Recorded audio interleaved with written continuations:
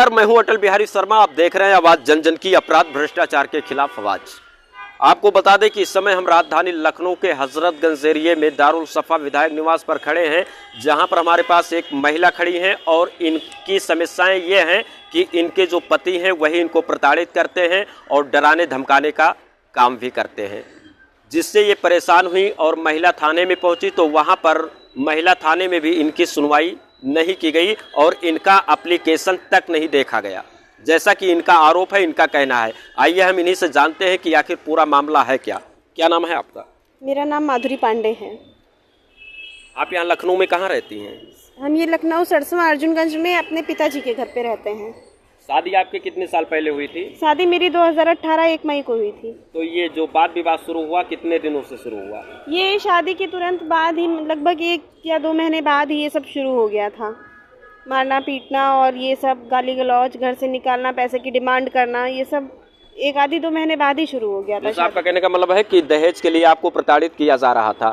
तो आपके पति द्वारा किया जा रहा था या आपके सास ससुर या ननद या देवर या जेठ जो भी है वो लोग भी इसमें इन्वॉल्व थे? मेरे पति ही नहीं, पूरा ससुराल पक्ष इसमें इन्वॉल्व था। और मेरे ससुराल पक्ष में मेरी सास भावना पांडे, जेठानी दीपिका पांडे, जेठ सौरभ पांडे व पति गौरव पांडे, ये 4 के चारों इसमें शामिल हैं। इन सबका पूरा मतलब एक प्लानिंग के साथ, मुझे तो लग रहा है इन्होंने शादी पूरे प्लानिंग प्लॉटिंग के साथ ही की थी। जिस तरह इनका शादी के बाद बर्ताव रहा है और अब जो इन्होंने केस किया है, जो इन्होंने मुझे डाइवोर्स भेजा है, ये भी पूरे एक मतलब प्लान के साथ ही भेजा गया है। जैसा कि पहले इन लोगों ने मुझे बहुत मारा पीटा, वैसे भी प्रताड़ित तो ये पहले भी करते थे, मगर डाइवोर्स भेजने का जो इनका एक ये है, उससे पहले इन्होंने मुझे मारा पीटा। मारने पीटने के बाद चुपचाप इन्होंने मकान सेल आउट कर दिया, जो कि मुझे अभी जो पुलिस जाँच हुई है उसमें मुझे पता चला कि वो मकान भी बिक गया है। और उसके बाद मकान बेचने के उपरांत इन्होंने मुझे डाइवोर्स भेजा, क्योंकि जिस डेट में मकान बिका है उस डेट के कुछ दिन बाद ही मुझे डाइवोर्स भेजा गया है। डाइवोर्स भेजने के जब मुझे डाइवोर्स का सम्मन रिसीव हुआ है, उसके बाद मैंने उस पर आगे कार्यवाही करते हुए जो है फिर मुकदमा दर्ज कराया। जब इन पे मुकदमा दर्ज हो गया है, अब ये लोग किसी तरह इस मामले को सॉर्ट आउट करना चाहते हैं। मुझसे कहते हैं आओ समझौता कर लेते हैं, साथ में रहो। ठीक है, समझौता करना, साथ में रहना हम भी चाहते हैं। कौन अपना घर बर्बाद करना चाहता है? कोई नहीं चाहता। मगर ये मुझे ये बताएं कि ये मुझे कहाँ रखेंगे भाई? मैं अपने बेटे को लेकर रहूँगी कहाँ? मुझे कहीं छत तो दें बात। और दूसरी चीज़, ये मुझे जितने भी इन्होंने एलिगेशंस मुझ पर लगाए हैं, पहले तो इन्होंने कहा कि इन्होंने लगाए हैं, फिर ये मुझसे कहते हैं मैंने अपने जो एलिगेशंस लगाए वो मैंने अपनी खुद से नहीं लगाए, मेरे वकील ने मुझसे कहा था ये लिखवा दो। तो इन्होंने अगर ये गलत आरोप मुझ पर लगाए हैं तो मैं ये चाहती हूँ कि ये पहले तो अपने जितने भी इन्होंने एलिगेशंस लगाए हैं वो एक पूरी प्रक्रिया की, जो कानूनी प्रक्रिया है उसके हिसाब से पूरे एलिगेशंस अपने वापस लें। अपनी माँ के साथ आकर, मेरे पिताजी के साथ, मेरे वकील के साथ, जो भी एक लीगल कायदा है उसमें आकर ये अपनी सारी चीज़ें सॉर्ट आउट कर लें। मगर वो ये नहीं चाहते। वो चाहते हैं कि बस मैं जाके इनके साथ म्यूचुअल कंसेंट से मामले को सेटल आउट कर दूँ। हालाँकि अगर ये कहते हैं कि इनके परिवार वाले गलत नहीं है तो इनकी माँ क्यों नहीं आना चाहती हैं सामने? इनकी भाभी क्यों नहीं आना चाहती हैं सामने? भाई निर्णय तो बड़े ही लेंगे, कुछ भी हो। हमारे अगर हम पिताजी के घर रह रहे हैं तो हम तुम्हारे साथ जाके क्यों मैटर को सॉर्ट आउट कर लें? मेरे पिताजी का भी पूरा हक बनता है उसमें जानने का, समझने का। तो हम तो इनसे 50 बार बोल चुके हैं भाई अपनी माँ को लेके आओ, अपनी भाभी को लेकर आओ, सब लोग साथ में बैठो, बात करो, सॉर्ट आउट करो अगर तुम्हें सॉर्ट आउट ही करना है तो। मगर वो इस तरह से सॉर्ट आउट नहीं करना चाहते। मुकदमा आप किस थाने में पंजीकृत करवाई हैं?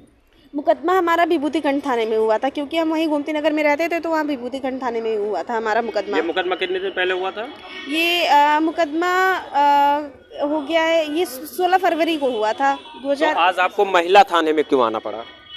महिला थाने देखिए मुझे इसलिए आना पड़ा, देखिए पहले तो हमारा जो केस था वो पारिवारिक न्यायालय में चल रहा था, जहाँ पर हमारा मीडिएशन लगातार चल रहा था। मगर मीडिएशन फेल हो जाने के बाद हमारा ये जो केस है वो ऑटोमेटिकली दीवानी कोर्ट चला गया। दीवानी कोर्ट में जाने के बाद जैसा कि हमारे पति ने कहा था कि वो मैटर को सॉर्ट आउट करना चाहते हैं, वो घर पर नहीं आना चाहते हैं, और वो लगातार फ़ोन पर धमकियाँ दे रहे हैं, जिसमें उनकी माँ भी उन्हें पीछे से पूरा प्रोत्साहन दे रही है, उनकी भाभी भी पूरा प्रोत्साहन दे रही है। तो इन सब से मैं तंग आकर, और साथ ही साथ मुझे तो छोड़िए, हमारा जो केस केस देख रहे हैं, हमारे सर जो हमारा केस देख रहे हैं, उनको लगातार फ़ोन करके गंदी गंदी गालियाँ देना, ये कहना कि भाई मतलब हमें उनके साथ ब्लेम करना कि तुम उनके पास, ठीक है अगर तुम्हें इतनी ही बुद्धि होती तुम्हारे पास तो भाई मैं मुकदमे के बाद उनके पास गई, उससे पहले तुमने किस रीज़न से हमें डाइवोर्स भेजा, ये भी तो सोचो। मगर उनके पास कोई नशा वशा भी करते हैं, ड्रिंक वगैरह? हाँ, वो ड्रिंक वगैरह करते हैं। इनके जो बड़े भाई हैं हमारे जेठ, हालांकि उनका भी इस मुकदमे में नाम था, मगर वो अभी 1 महीना पहले ही उनका देहांत हो गया लिवर डैमेज होने के कारण,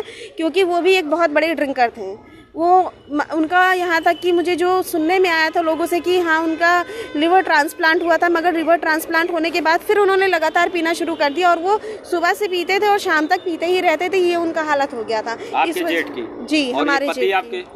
हमारे पति भी पीते हैं, मगर जेठ बहुत ज़्यादा पीते थे, उस लाइन मतलब पीते हैं मगर उस लेवल का ये नहीं पीते हैं। पीते हैं। क्या किसी से बात भी फोन पे करते हैं? ऐसा है कुछ? ऐसा कुछ भी नहीं है। फ़ोन उनके बारे में तो मुझे नहीं पता कि फ़ोन पे ये किससे बात करते हैं किससे नहीं, क्योंकि इतना मैंने कभी ध्यान ही नहीं दिया। देखिए, एक ये जो रिश्ता होता है वो एक विश्वास का होता है। ज़रूरी नहीं है कि कोई किसी लड़की से बात कर रहा है या हम किसी लड़के से ही बात कर रहे हैं तो वो गलत ही रिश्ता है।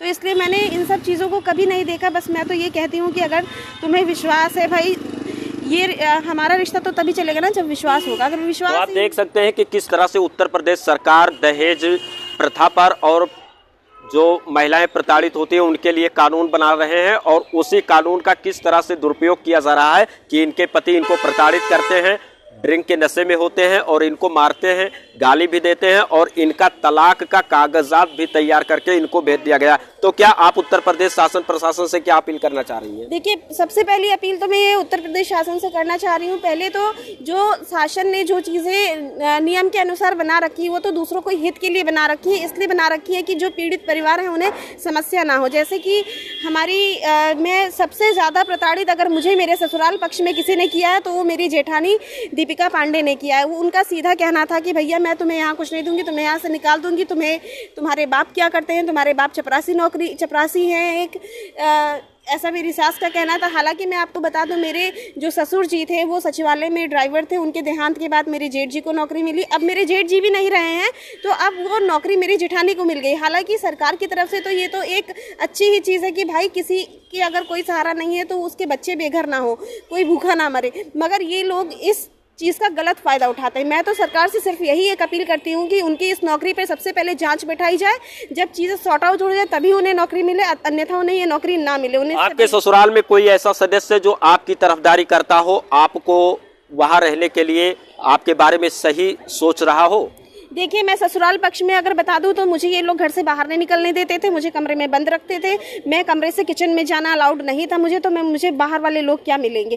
कभी यहाँ कोई रिश्तेदार आ गया, बहुत ज़्यादा हुआ गया, उनके पैर छू लिया, बस इससे ज़्यादा मैं किसी से मिली ही नहीं हूँ आज तक। शादी के 4 साल कंप्लीट हो गए हैं, 5वां चल रहा है। मैं इनके पूरे खानदान से आज तक नहीं मिली हूँ, रिश्तेदारों से नहीं मिली हूँ। शादी के टाइम पे तो लोग आए चले गए, हमने कहाँ देखा, कहाँ सबसे मिला, वो तो मिलते। जैसे आपने बताया कि हमारी शादी जो है होने के 1.5 से 2 महीने बाद हम लोगों में तकरार और बातचीत यानी वाद विवाद शुरू हो गया। जबकि जब नई शादियां होती हैं तो एक दूसरे का एक अलग ही कुछ खास अंदाज होता है बातचीत करने का और एक दूसरे में घुलने मिलने का। तो ऐसा क्या कुछ कारण था कि शादी के 1-2 महीने में आप लोगों के बीच में तू मैं जैसी कहानियां होने लगी? मैं बता दूं आपको, देखिए, शादी के 1 हफ्ते बाद मेरे जेठ ने मुझसे कहा कि मुझे लोन लेना है और मैं लोन तुम्हारे नाम पर ले रहा हूँ और किस्त मैं भरूंगा। मैंने कहा भैया, अगर आप लोन मेरे नाम पर ले रहे हैं, किस्त आप ही भरेंगे, तो फिर मेरे नाम पर लेने की क्या ज़रूरत है। तो आपको जब किस्त भरनी है आप अपने ही नाम पर लोन ले लीजिए ना। तो उन्हें ये बात बहुत बुरी लगी, क्योंकि उनका आज जो अब मुझे सारी चीज़ें क्लियर होते होते ये समझ में आया है कि उनका ये सीधा सा मसला था कि वो लोन मेरे नाम पे ले, बाद में वो ये सब चीज़ें करके बाद में वो किस्त भरना बंद कर दें। वो ये चाहते थे कि मेरे पापा उनके लोन की किस्त भरे, जिनकी डिमांड उनकी मम्मी ने मुझसे बाद में की है। उन्होंने सीधा कहा है यहाँ रहना है तो अपने बाप से 20 लाख रुपये लेकर आओ। तो आप देख सकते हैं कि मेन झगड़े का और वाद विवाद होने का यही रीजन था कि इनके जेठ का कहना था कि अपने बाप से 20 लाख रुपए लेकर के आइए, मुझे लोन लेना। और आप देख सकते हैं कि जिस तरह से इन महिला ने अपनी बातों को रखा है, ये कहीं नहीं कहीं से साफ जाहिर होता है कि महिलाओं को अभी भी प्रताड़ित किया जा रहा है और महिलाओं के साथ अभी कहीं ना कहीं से नाइंसाफी की जा रही है। वैसे हमारा जो काम था मैंने किया, अब बाकी उत्तर प्रदेश सरकार और उत्तर प्रदेश का जो शासन प्रशासन है वो इस पर क्या मामले को संज्ञान लेता है और इनको न्याय दिलवा पाता है। हालांकि ये सुलह होने के लिए भी राजी है, लेकिन एक कानूनी प्रक्रिया के तहत जैसे इनका कहना है कि लिखा पढ़ी होगा और जैसा मेरा वकील कहेगा उस हिसाब से मैं समझौता करने के लिए तैयार भी हूँ। बाकी अब इनका पति इनको प्रताड़ित कर रहा था, ये कहाँ तक सही है कहाँ तक गलत है ये जांच होने के बाद पता चलेगा और हम फिर दोबारा संपर्क साधेंगे और देखेंगे कि इनके मामले की तह कहाँ तक पहुँची। इसी के साथ आप सभी को जय हिंद।